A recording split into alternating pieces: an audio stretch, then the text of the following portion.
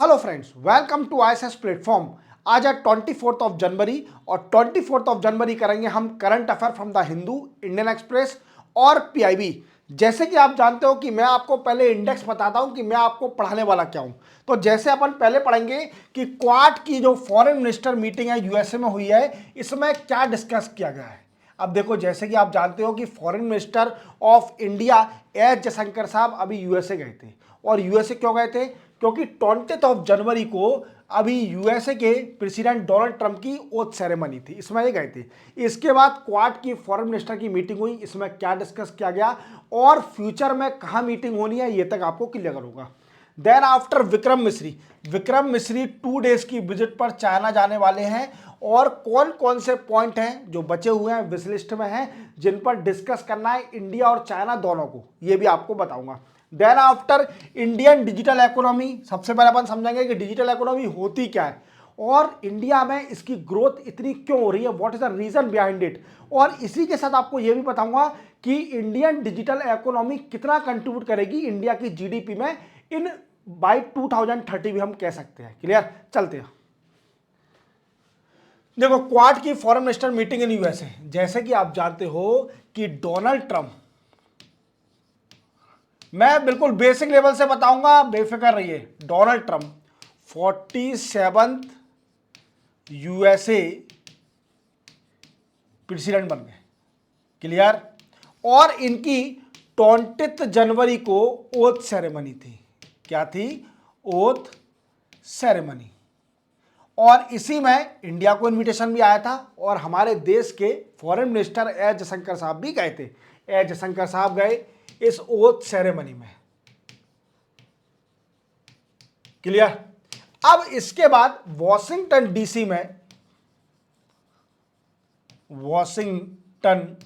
DC में quad की meeting हुई। अब ये क्वाड क्या है?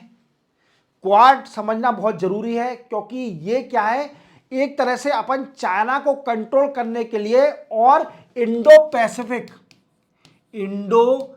पैसिफिक एरिया को पीस रखने के लिए the role of the Quad is very important. Clear. तो क्वाड क्या है? क्वाड 4 कंट्री का ग्रुप है। फर्स्ट है USA, then India, then Japan, then Australia. Clear. अब वॉशिंगटन में इन चारों कंट्री की डिस्कस हुआ, फॉरेन मिनिस्टर की मीटिंग हुई। क्योंकि क्या है, इस साल क्वाड के बड़े लेवल की मीटिंग वो होनी है इंडिया के अंदर। और क्या डिस्कस होना है, सबसे पहले समझिए कि क्वाड बना क्यों था। देखो, सबसे पहले क्वाड को बनाने का रीजन यही था कि चाइना का असर्टिवनेस बढ़ते जा रहा था। China always try to enhance the power in the Indo Pacific area by force और कोअर्सन। बाय फोर्स और कोअर्सन मतलब वो अपना फोर्स का यूज करके या फिर इलीगल एक्टिविटी करके वो इंडो पैसिफिक एरिया पर अपना कब्जा जमाना चाहती है। जैसे आप जानते हो कि साउथ चाइना सी पर कितना बड़ा इशू है। इवन आप जानते हो कि साउथ चाइना सी के कारण कितनी सारी कंट्रियां जो कि साउथ ईस्ट कंट्रियां हैं और चाइना के बीच में कितना बड़ा कॉन्फ्लिक्ट है। और इसी को देखते हुए चाइना को कंट्रोल करने के लिए क्वाड बनाया गया था। जैसे आप जानते हो मालाबार एक्सरसाइज के बारे में आपने कई बार सुना होगा। मालाबार एक्सरसाइज जो कि नेवी एक्सरसाइज है, that is also related to the Quad. Because all 4 members of the quad are also participate in the Malabar navy exercise. याद रखना, मालाबार नेवी एक्सरसाइज में कौन पार्टिसिपेट करता है? जो क्वाड की चारों मेंबर है वो पार्टिसिपेट करती है, Japan, India, Australia and USA. अब इनकी फॉरेन मिनिस्टर की मीटिंग हुई। अब इस मीटिंग में क्या डिस्कस किया गया? सबसे बड़ा रीजन बनता है कि इसमें डिस्कस क्या किया गया। देखो, इसमें सिर्फ ओनली एक ही बात बोली गई जो कि इंडो पैसिफिक को पीसफुल रखना है। इंडो पैसिफिक को पीस रखना है। अब पीस कैसे होगा? क्योंकि एक ही कंट्री है जो कि अपने पैर जमाना चाहती है, पैर क्या वी कैन से असर्टिवनेस और एक्सपांशनिस्ट पॉलिसी फॉलो कर रही है इन द ओशियन और the Pacific ocean.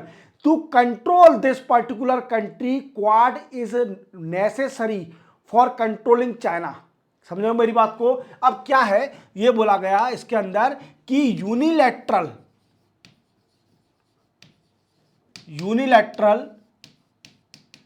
Decision should not be taken against status quo of Indo-Pacific।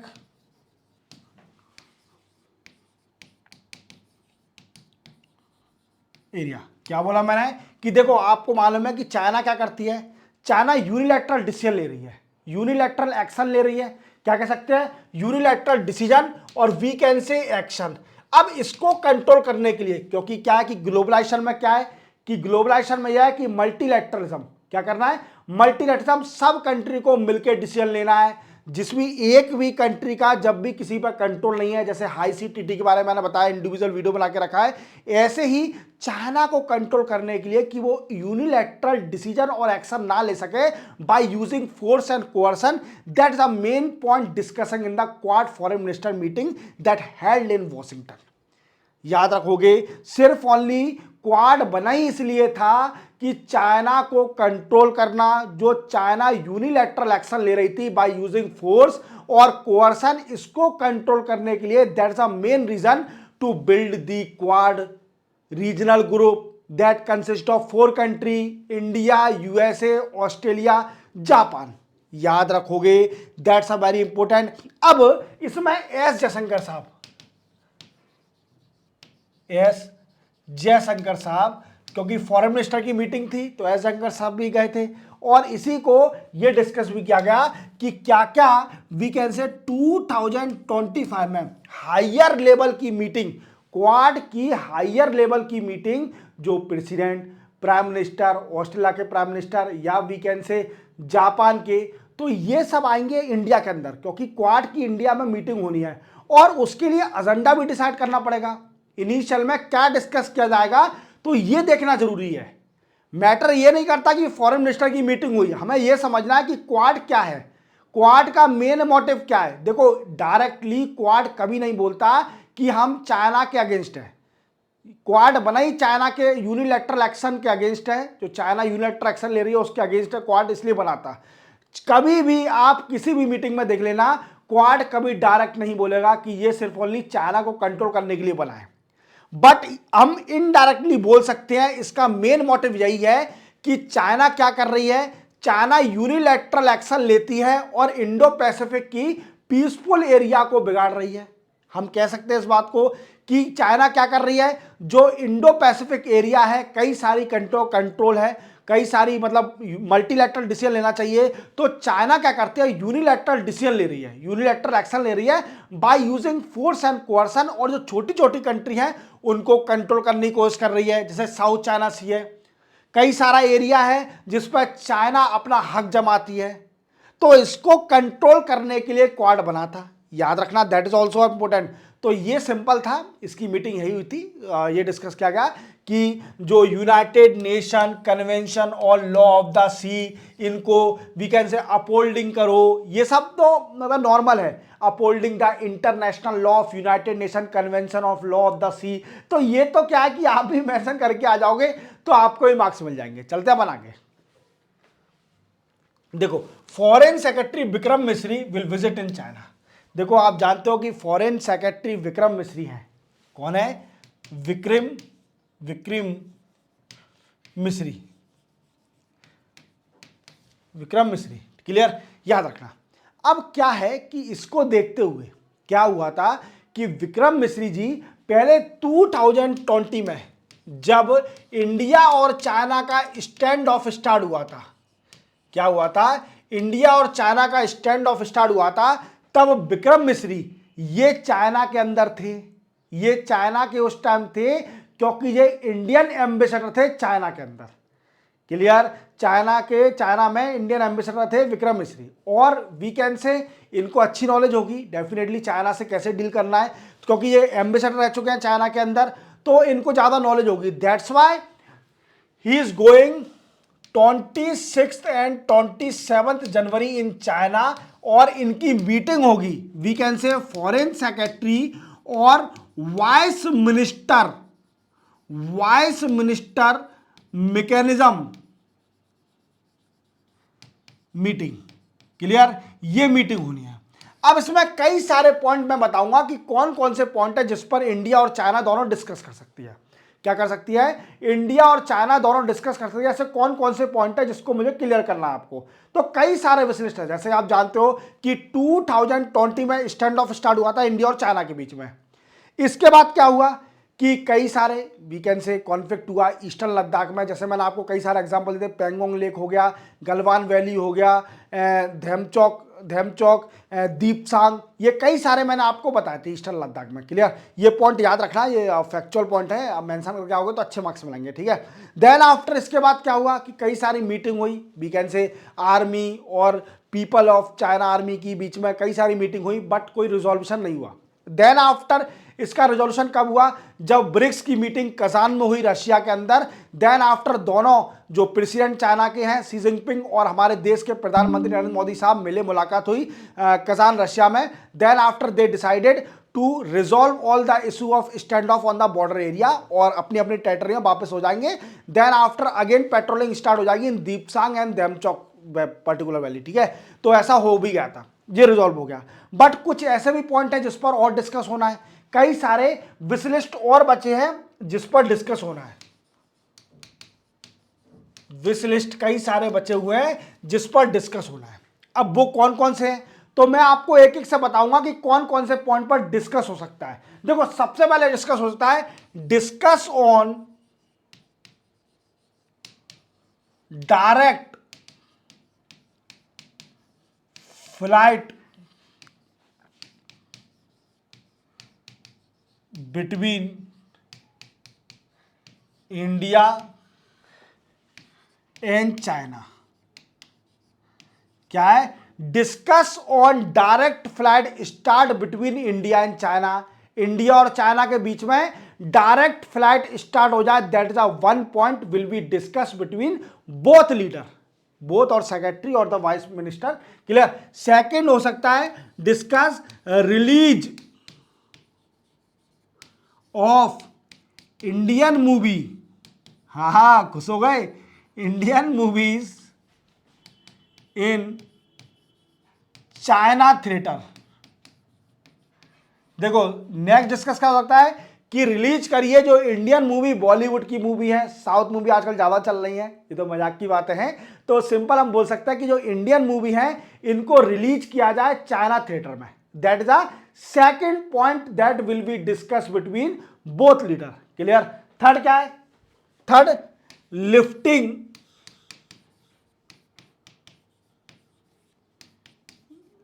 Lifting ban on Chinese app. देखो, कई सारी ऐप को इंडिया ने बैन कर दिया है, तो चाइना डिमांड कर रही है तीसरी कि जो ऐप पर, जैसे टिकटॉक, हमारे यहां पर इंडिया में टिकटॉक बड़ा फेमस हुआ था, और टिकटॉक ने कई सारे लोगों को रोड छाप, हम बोल सकते हैं कि जो लोग बाग हैं जिन पर कुछ काम नहीं था, तो उन्होंने टिकटॉक पर रील बना बना के क्या किया कि वो बड़े फेमस हो गए और फेमस फेम मिल गए। बट इंडिया ने टिकटॉक को बैन कर दिया, तो उनकी दुकान बंद हो गई। Then after they had come on the YouTube पर आए, तो यूट्यूब पर भी फिर से फेम मिला। हालांकि ठीक है, उन पर टैलेंट था, और हाँ, इंडिया में टिकटॉक के आने के बाद इतना क्लियर हो गया कि इंडिया में कितना सारा टैलेंट है। मतलब आदमी कैसे सोच लेता है इतना, कब टिकटॉक आया, आप इंस्टाग्राम पर रील देखिए, ऐसा लगता है कि मतलब कैसे सोच सकते हैं लोग आगे इतना दिमाग, मतलब आपको हंसी आ ही जाएगी, वो छोड़ो, दैट्स सम डिफरेंट पॉइंट। ठीक है। तीसरा पॉइंट क्या है? Lifting ban on Chinese app, जो चाइनीज ऐप बैन कर दिया उनको फिर से। और then after fourth, easing the visa restriction on Chinese. क्या है कि जो चाइनीज को वीजा देते हैं, चाइनीज नेशन के सिटीजन है, उनको वीजा देने में हमारे यहाँ पर बड़ा डिफिकल्टी हो रही थी चाइनीज को वीजा मिलने में, तो उसको भी एक रिलीफ दिया जाए कि चाइनीज लोगों को, जो चाइनीज नेशन है, उनको वीजा इजीली मिल सके। क्लियर, ये फोर्थ पॉइंट है। देन आफ्टर फिफ्थ पॉइंट है, क्या फिफ्थ पॉइंट है? Letting Chinese journalist, we can say news from, we can say from Indian soil।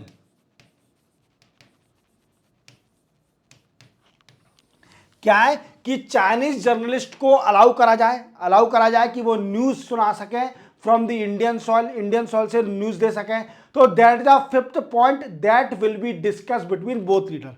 अब देखते हैं वो क्या डिस्कस होता है। That is the point. मैंने आपको बता दिया कि ये डिस्कस है पॉइंट इंडिया और चाइना के बीच में डिस्कस करने वाले, तो आप समझ लेना। क्लियर, चलते अपन आगे। नेक्स्ट है, लास्ट है, इंडियन डिजिटल इकोनॉमी। देखो, इसको समझने से पहले हमें जो नया बच्चा है उसको डिजिटल इकोनॉमी समझने में बड़ी दिक्कत होगी। तो देखो क्या है डिजिटल इकोनॉमी, क्या होता है डिजिटल इकोनॉमी, क्या है?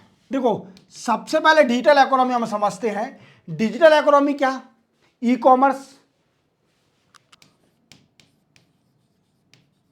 कॉमर्स, सबसे बड़ा डिजिटल इकोनॉमी क्या है? ई कॉमर्स ही है।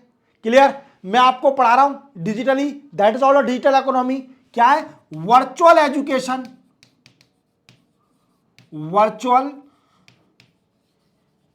Education, e commerce, virtual education, then artificial intelligence, big data, ETC, कई सारे। और जैसे हम पेमेंट, ऑनलाइन बैंकिंग, यूपीआई, ये सारे डिजिटल इकोनॉमी में आते हैं। और ईटीसी कई सारे हैं जो डिजिटलाइज काम किया जाता है, that come under digital economy. और मैं आपको रियलिटी बताऊं, इंडिया के अंदर डिजिटल मार्केट का जो डिजिटल इकोनॉमी है, ये इसका मार्केट डबल ग्रोथ कर रहा है। आप देख रहे हो कि 3 गुना ग्रोथ कर रहा है, 3 time of growth if we compare with the rest of the economy. अगर इसको रेस्ट ऑफ द इकोनॉमी से अगर कंपेयर किया जाए तो 2 गुना या 3 गुना डिजिटल इकोनॉमी बढ़ रही है इंडिया के अंदर। और अगर मैं आपको फैक्चुअल बताऊं कि बाई इन 2024 और 25 में डिजिटल इकोनॉमी का कंट्रीब्यूशन हो जाएगा इंडियन इकोनॉमी में अप्रोक्सीमेटली 13.24%। कितना हो जाएगा? 2024 और 25 में इंडियन डिजिटल इकोनॉमी का contribution in Indian economy totally 13.24% हो जाएगा, जो कि 2022 और 23 में था कितना? सिर्फ only 11.74%।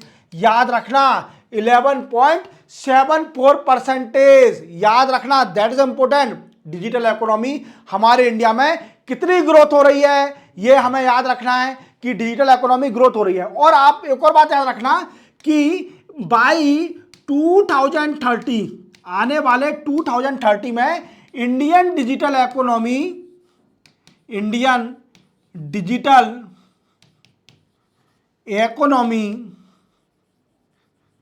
will contribute fifth largest GDP।